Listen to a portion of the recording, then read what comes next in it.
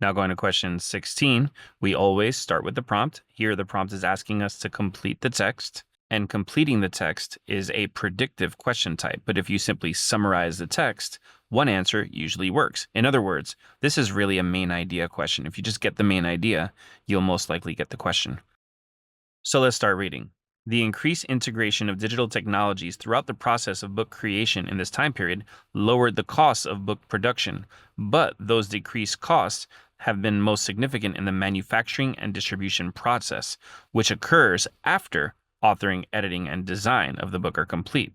This suggests that, well, what we're hearing here is that the people who are manufacturing the book, producing it, and distributing it are the ones who saved money because that was where digital technologies lowered the costs. However, people who were involved in authoring, editing, and designing the book were not really benefiting from those same lowered costs.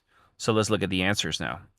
A says digital technologies made it easier than it had previously been for authors to write long works and get them published.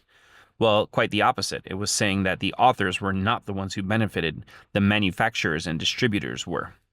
B, customers generally expected the cost of books to decline relative to the cost of other consumer goods. Well, there's nothing there about manufacturers of books or producers of books rather than authors. So I might get rid of that one. It's not really relevant. C, publishers increased the variety of their offerings by printing more unique titles, but also printed fewer copies of each title. Once again, I'm not really seeing anything about variety of the types of books being offered here. It doesn't really seem to relate to the whole conversation about who was it that saved money in the book production process. And D, the costs of writing, editing, and designing a book were less affected by the technologies used than were the cost of manufacturing and distributing a book. Well, that's just a total reiteration of what the paragraph said. And so, of course, we're going to pick that. So this brings it back to what we said earlier about questions asking you to complete the text.